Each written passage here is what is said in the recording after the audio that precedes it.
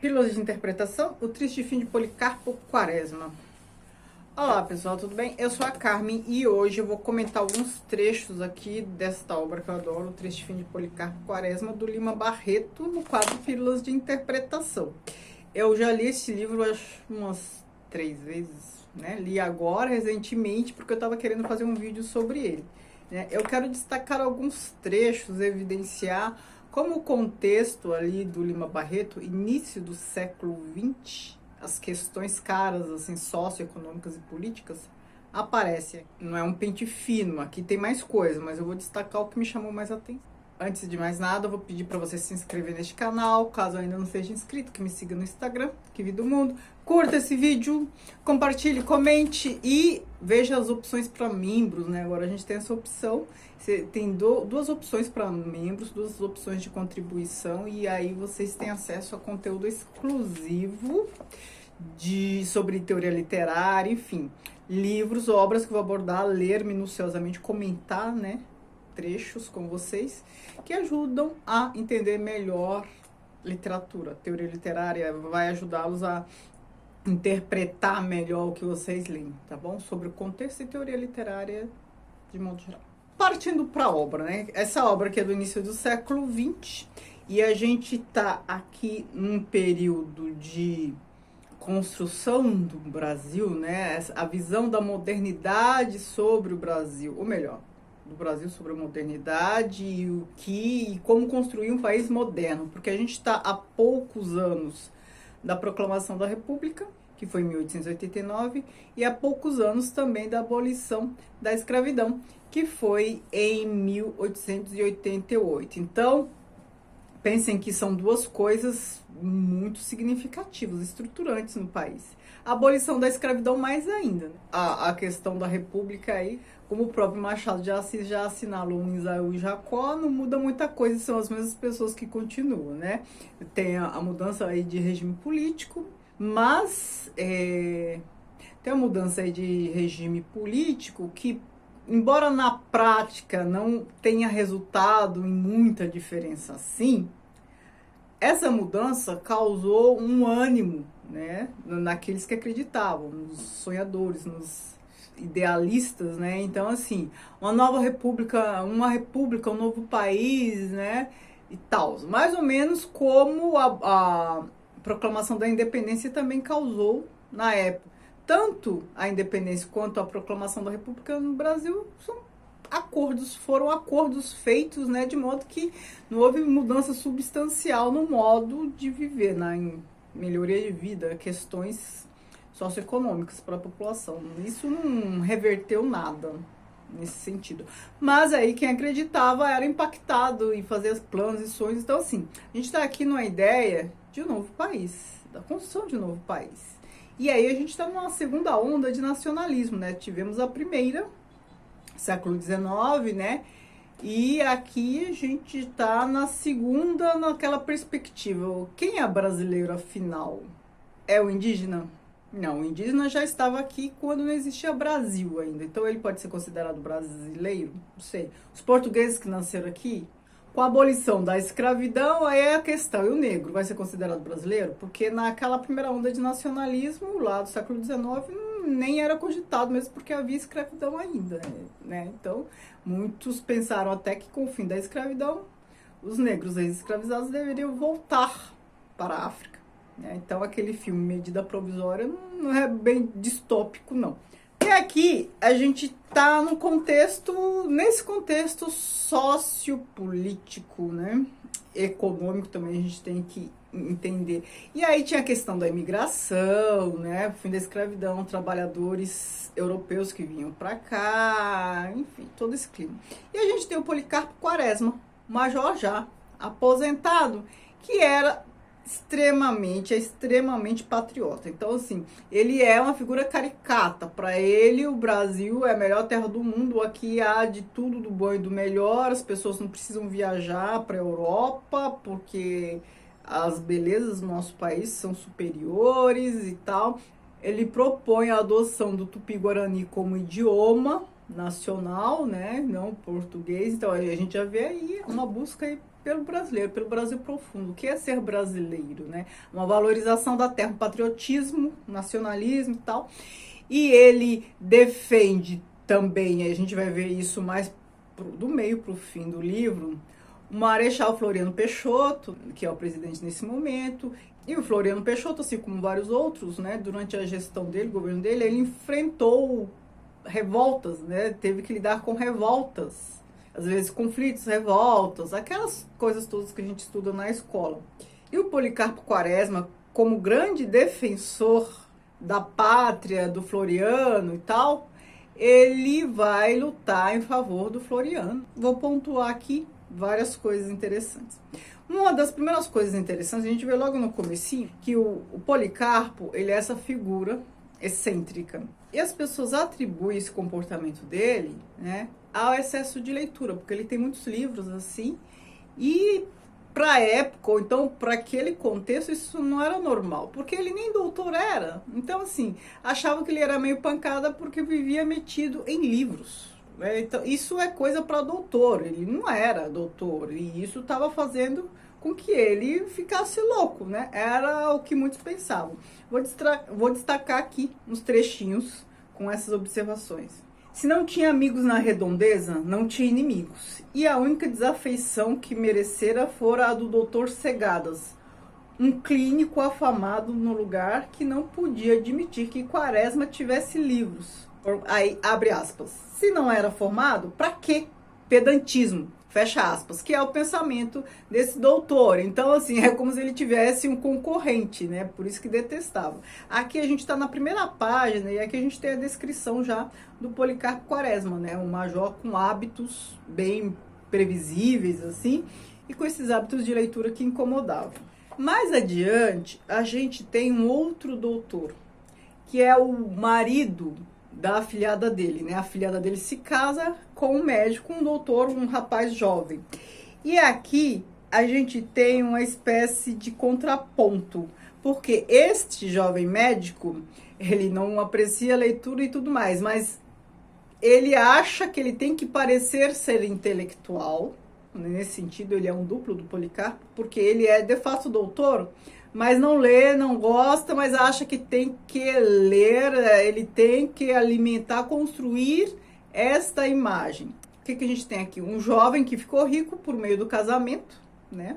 Porque ele se casou com a esposa, a idote e tal, aí já tinha uma profissão, era formado e tal, e aí ele tinha que se encaixar no estereótipo. E ele tenta se encaixar.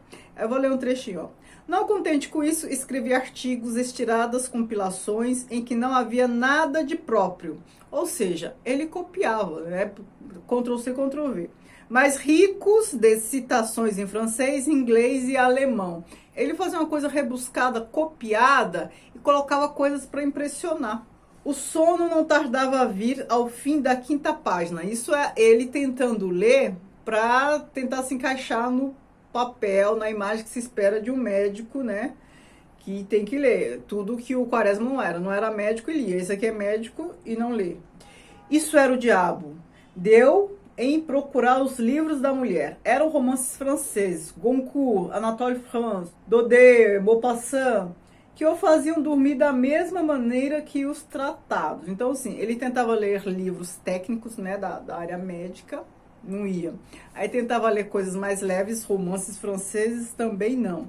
E aí precisava, porém, iludir-se a si mesmo e a mulher. De resto, da rua, viam-no e se dessem com ele a dormir sobre os livros. Tratou de encomendar algumas novelas de Paulo de Kock. E aqui a gente tem também outro aspecto, né, relacionado não relacionado à leitura, mas à loucura, porque ali no começo a gente estava vendo a visão que tinham da leitura e como depois, e a leitura, a causa da loucura do Policarpo, né? É o que muitos atribuem. E aqui, a loucura presente na obra, de novo. Ó. No bonde vinham outros visitantes e todos não tardaram a saltar no portão do manicômio. Como em todas as portas dos nossos infernos sociais, havia de toda gente. De várias condições, nascimentos e fortuna. Não é só a morte que nivela, a loucura, o crime e a moléstia passam também a sua rasoura pelas distinções que inventamos. É aqui a gente vê a crítica do Lima Barreto, né? Ele, nesse aspecto de fazer crítica ao contexto social, ele tem uma fineza tal qual Machado de Assis, só que sem a ironia do Machado de Assis. Ele faz uma crítica menos irônica, menos divertida, mas de uma fineza igual. E aqui um outro trecho, também sobre o assunto. Em nome de Marechal Floriano, qualquer oficial, ou mesmo cidadão sem função pública alguma, prendia e ai de quem caía na prisão. Lá ficava esquecido, sofrendo angustiosos suplícios de uma imaginação dominicana. Os funcionários disputavam-se em bajulação e servilismo. Era um terror baço, sem coragem, sangrento às ocultas. Sem grandeza, sem desculpa, sem razão e sem responsabilidades. Houve execuções, mas não houve nunca um Fouquier Tinville, né, que é, aqui tem uma nota indicando que esse tal é um magistrado político francês, tal, adepto da Revolução. O que temos aqui? Se vocês são seguidores meus antigos e acompanharam a playlist, a leitura compartilhada da História da Loucura do Foucault, vocês já conseguem já fazer o link. Na História da Loucura do Foucault, ele fala do momento lá no século XIX em que todo mundo que não se encaixava nos padrões eleitos como dignos, enfim, pela elite, pela burguesia, era considerado louco. Então, assim, mulher com conduta duvidosa, gente preguiçosa, todo mundo era considerado louco. Então, todo mundo era encarcerado. Isso no momento. No outro momento, perceberam que não precisava de gente para trabalhar, que isso estava ficando muito caro, e começaram a soltar. Aqui a gente já percebe, qualquer oficial ou mesmo cidadão era preso. Então, a gente está naquela vibe. A gente tem aqui um outro traço do contexto, que é o positivismo. Ele está discutindo aqui positivismo, ó. Os positivistas discutiam e citavam teoremas de mecânica para justificar as suas ideias de governo, em tudo semelhantes aos canatos e Emirados Orientais. A matemática do positivismo sempre foi um puro falatório que naqueles tempos amedrontava toda a gente. E ele continuou a comentar, ele era um grande crítico também do positivismo. Uma outra questão que eu quero destacar aqui é a questão da situação dos negros, né, depois da abolição da escravidão, que ele pontua aqui algumas passagens, a visão que tem aquela sociedade, né, escravocrata ainda, mas com a abolição bem recente. Escravocrata que eu digo de mentalidade, né, até hoje a gente ainda tem disso, imagine poucos anos depois da abolição da escravidão. Aqui, ó, um comentário. Não é que ele tivesse ojeriza particular aos pretos. O que ele via no fato de haver um preto famoso tocar violão era que tal coisa ia diminuir ainda mais o prestígio do instrumento. Se o seu rival tocasse piano e por isso ficasse célebre, não havia mal algum. Ao contrário, o talento do rapaz levantava a sua pessoa por intermédio do instrumento considerado, mas tocando violão era o inverso. O preconceito que lhe cercava a pessoa desmoralizava o misterioso violão que ele tanto estimava. E além disso, com aquelas teorias, ora, querer que a modinha diga alguma coisa e tenha versos certos, que tolice. Aqui é a situação do Ricardo Coração de Leão, que era aqui, digamos que um trovador, né, cantava em casamentos, ele é amigo do Policarpo Quaresma e tal. Ricardo Coração dos Outros, né, é uma paródia ao Ricardo Coração de Leão. Por que ele é Coração dos Outros? Porque ele canta modinhas, romântico, essas coisas tudo. E aí surgiu aqui um sujeito negro que tocava violão. E aí tem esse pensamento dele, essa questão dele. Por outro, ser negro diminuía o valor simbólico do instrumento. E a gente está aqui falando de um cara que nem é mau caráter, esse Ricardo Coração de Leão. Ele é boa gente, né? A gente está falando de uma mentalidade do momento. E aqui a gente tem um empregado do Policarpo também, que é negro, tal, né? Ex-escravos, fazendo alguns comentários sobre a condição deles e aí, ao mesmo tempo, sobre migração. Olha o que ele fala: terra não é nossa, é formiga. Nós não tem ferramenta, isso é bom para italiano ou alemão, que governo dá tudo, o governo não gosta de nós.